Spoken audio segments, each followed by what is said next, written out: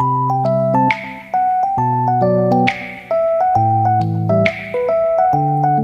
श्री राम। मैं ईश्वर हरवानी हनुमानगढ़ टाउन राजस्थान से रोज आपको गंगा दर्शन लाइव दिखाता हूँ। तत्पश्चात पंचांग, तत्पश्चात मैं आपको स्कंद पुराण का अध्याय सुनाने की कोशिश करता हूँ। अपने पुत्र की यह बात सुनकर ऐतरा को बड़ा विस्मय हुआ।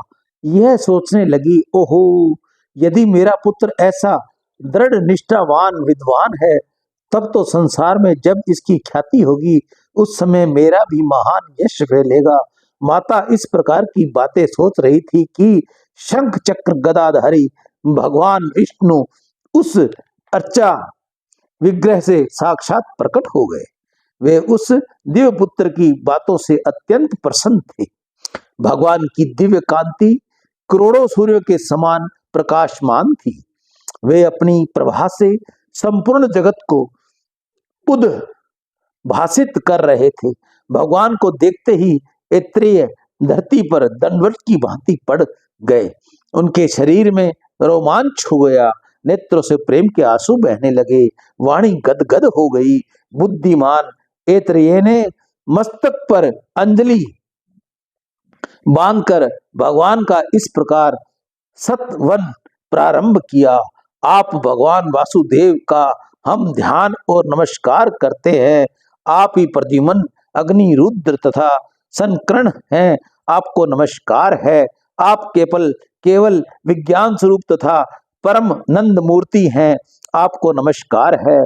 आप आत्माराम, शांत और आप समस्त इंद्रियों के स्वामी ऋषिकेश हैं। सब महान तथा अनंत शक्तियों के संपन्न हैं। आपको नमस्कार है। मन सहित वाणी के ढककर निवृत्त हो जाने पर जो एकमात्र अपनी कृपा से ही सुलभ होने वाले हैं, नाम और रूप से रहित चैतन्य घन ही जिनका स्वरूप है, वह सत और असत से परे विराजमान परमात्मा हम सबकी रक्षा करे। आप परम सत्य तथा निर्मल हैं।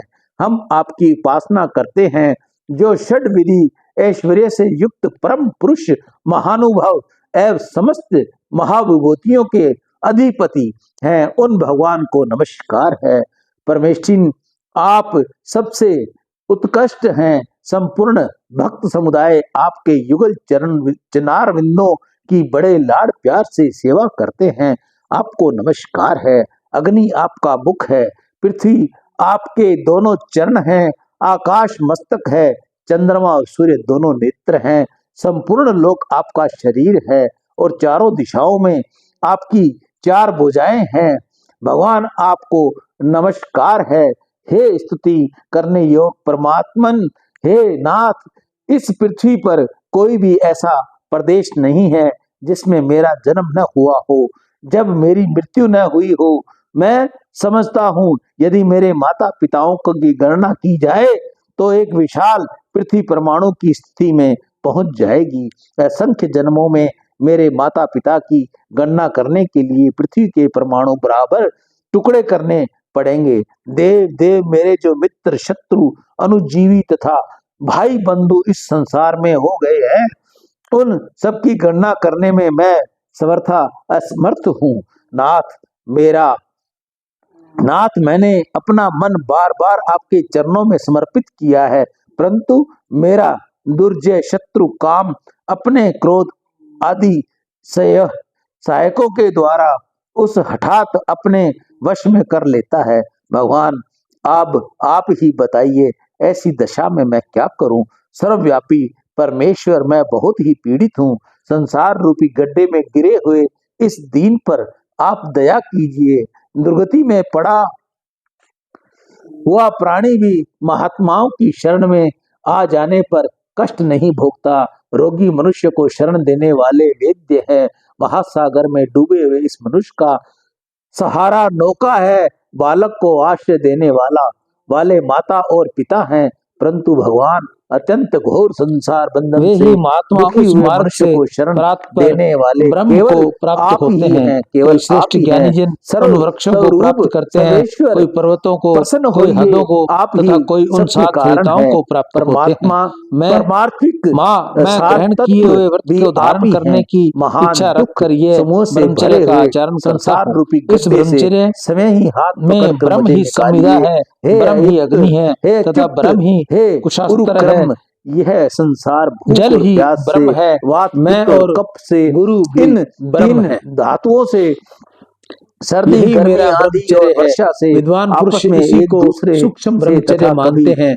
माता, तृप्त न अब मेरे गुरु का होने परिचय वाले सुनो, काम जिन्होंने अग्नि मुझे से, विद्या प्रदान क्रोधाग्नि की से है। एक ही बारंबार शिक्षक, पीड़ित होता है। दूसरे कोई इसे इस शिक्षक दशा नहीं, में देखकर हृदय में मेरा मन विराजमान बहुत दुखी अंतर्यामी हो रहा पुरुष है। ही शिक्षक मैंने होकर अपनी शक्ति शिक्षा के देते हैं। अनुसार संपूर्ण उसी जगत से को प्रेरित होकर ग्रहण मैं झरने करने वाले से परमेश्वर बहकर भगवान जाने वाले आप जल की वासुदेव का भांति सत्वन वहां से किया किसी है। कार्य इससे में सबका नियुक्त कल्याण हो, होता हूँ, संपूर्ण जगत वहां में वैसा समस्त ही दोष करता नष्ट हूँ। हो एक ही जाएं। गुरु है, आज मेरे उसके सिवा द्वारा दूसरा जगत कोई गुरु माता नहीं जो हृदय में वासुदेव की विराजमान स्तुति है। हुई है। इससे इस पृथ्वी पर, अंतरिक्ष में, स्वर्ग लोक में तथा रसातल में भी जो कोई प्राणी रहते हों वे सिद्धि को प्राप्त हों। मेरे द्वारा स्तुति पाठ करते समय जो लोग इनको सुनते हैं, इन स्तोत्रों का उच्चारण करते समय जो मुझे दिखता है, वह देवता, असुर, मनुष्य तथा पशु पक्षी कोई भी क्यों न हो, सभी भगवान विष्णु के तत्व का ज्ञान प्राप्त करें। इसके सिवा जो गूंगे तथा अन्याय इंद्रियों से रहित हैं, जो देख सुन नहीं सकते, वे तथा पशु पक्षी कीड़े मकोड़े आदि भी आज भगवान तत्व ज्ञान के भागी हो जाएं। संसार में दुखों का नाश हो जाए। समस्त प्रजा के हृदय में लोभ आदि दोष समुदाय निकल जाएं। अपने में, अपने भाई और पुत्र में जैसा प्रेम और आत्मीयता का भाव होता है, सब लोगों का सबके प्रति वैसे ही भाव हो जाएं।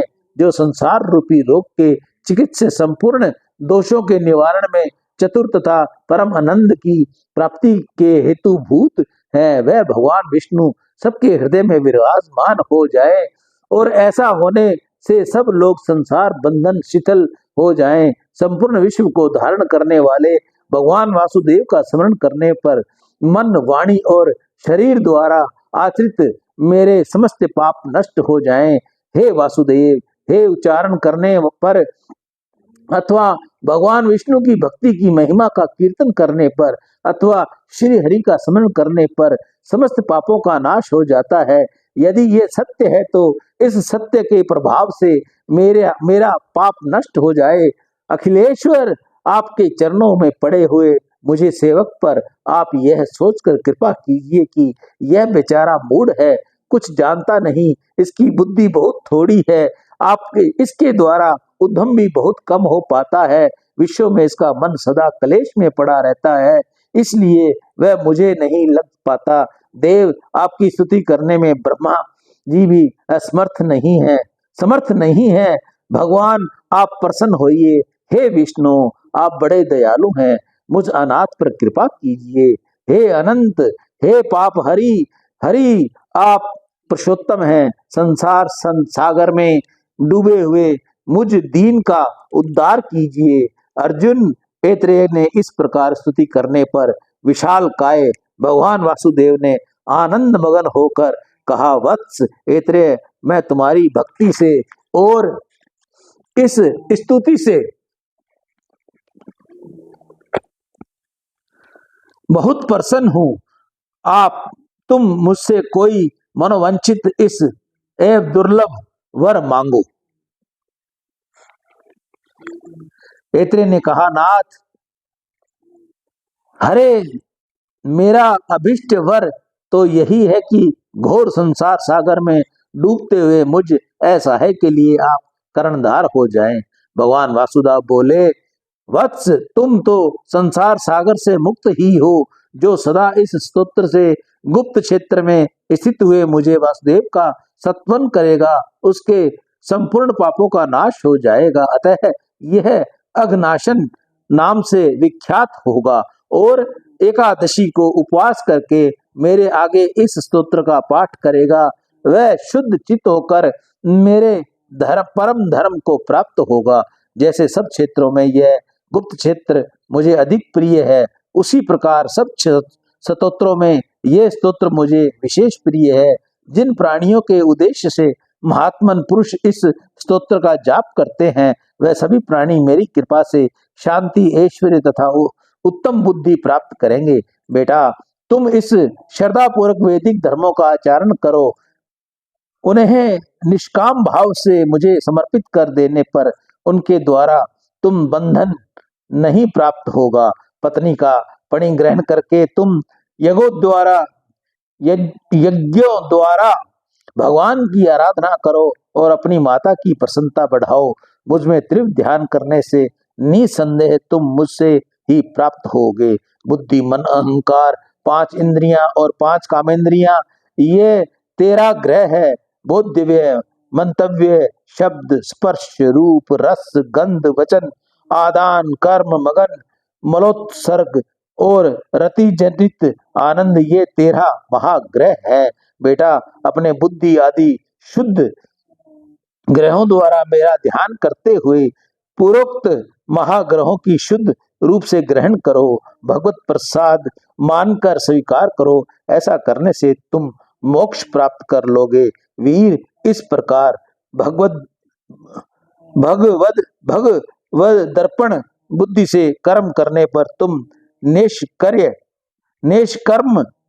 निष्कर्म भाव को प्राप्त होगे। ठीक उसी प्रकार जैसे चतुर स्वर्णकार रस संबिंद तांबे को स्वर्ण के रूप में उपलब्ध करता है, वर्णाश्य मोचित आचार वाला पुरुष भी यदि अपने सब कर्म मुझे समर्पित करके समय को ध्यान में संलग्न हो जाता है, तो उसे भी यह मोक्ष दुर्लभ नहीं है। इसलिए मेरे बताए अनुसार बर्ताव करते हुए नियम परायण होकर तुम आनंद पूर्वक रहो। अपनी 7 पीढ़ियों का उद्धार करके फिर मुझ में लीन हो जाओगे। यद्यपि वेदों का अध्ययन तुमने नहीं किया है, तो भी संपूर्ण वेद तुम्हारी बुद्धि में समय प्रतिभासित होंगे। अब यहाँ से कोटि तीर्थ में जहाँ हरिमेघा का यज्ञ हो रहा है, जाओ, वहां तुम्हारी माता का संपूर्ण मनोरथ सफल होगा। यों कहकर भगवान विष्णु पुनः वासुदेव विग्रह में ही प्रवेश कर गए। उस समय ऐत्रेय की माता और ऐत्रेय दोनों एकटक दृष्टि से भगवान की ओर देख रहे थे। तत्पश्चात वासुदेव विग्रह को नमस्कार करके विस्मय और आनंद में विमग्न हुए ऐत्रेय अपनी माता से कहा, माँ, मैं पूर्व जन्म में शूद्र था। एक दिन संसारिक दोषों से भयभीत हो एक धर्मनिष्ठ ब्राह्मण की शरण में गया। वह बड़े दयालु थे। उन्होंने मुझे द्वाक्षर मंत्र का उपदेश दिया और कहा, सदा इस मंत्र का जप किया कर। उसकी इस आज्ञा के अनुसार मैं निरंतर उस मंत्र का जप करने लगा। उस जप के प्रभाव से तुम्हारे गर्भ में मेरा जन्म हुआ। मुझे पूर्व जन्मों की स्मृति हुई। भगवान विष्णु के प्रति मेरे मन में भक्ति का उदय हुआ और इस तीर्थ सर्वदा निवास करने का सौभाग्य प्राप्त हुआ। माता से ऐसा कहकर ऐत्रेय यज्ञ में गए और वहां एक श्लोक बोले, नमस्त सर्मे भगवते विष्णुवे कुंठ में गसे अन यन यन माया मोहित धियो ब्रह्माम कर्म सागरे। जिसकी बुद्धि कहीं कुटिल नहीं होती तथा जिसकी माया से मोहित चित्त होकर हम लोग कर्मों के समुद्र में भटक रहे हैं, उन भगवान विष्णु को नमस्कार है। इस श्लोक का आशय बहुत गंभीर है। हरिमेघा आदि ब्राह्मणों ने यहाँ जब इसे सुना तब आसन और पूजा आदि के द्वारा ऐत्रेय का बहुत सत्कार किया। तत्पश्चात ऐत्रेय ने अपनी विद्या से उन वेदार्थ निपुण ब्राह्मणों को संतुष्ट किया। फिर सबने उन्हें दक्षिणा दी। हरिमेघा ने ऐत्रेय को अपनी पुत्री भी दे दी। धन और पत्नी को ग्रहण करके ऐत्रेय अपने घर आए। उन्होंने माता को अनादित किया और अनेक निर्मल पुत्रों को जन्म दिया। ऐत्रेय सदा द्वादशी व्रत का पालन करते रहे। ऐसे अनेक यज्ञ द्वारा भगवान का यजन करके निरंतर वासुदेव का ध्यान किया। करते थे। ऐसे देह त्याग को पश्चात उन्होंने मोक्ष प्राप्त किया। अर्जुन, ऐसी महिमा वाले भगवान वासुदेव यहाँ स्वयं विराजमान है। जो इनकी पूजा अर्चा और स्तुति करता है उसका सब पुण्य अक्षय माना गया है। सियावर राम जय जय राम, मेरे प्रभु राम जय जय राम। आज का पाठ यहाँ पूर्ण हुआ। कल हम आपको बताएंगे भट्टादित्य की स्थापना तथा नारद के द्वारा 108 नामों की उनकी स्तुति। जय सिया राम। मैं ईशु हरवानी, हनुमानगढ़ टाउन, राजस्थान से रोज आपको गंगा दर्शन लाइव दिखाता हूँ, तत्पश्चात पंचांग बताता हूँ। राम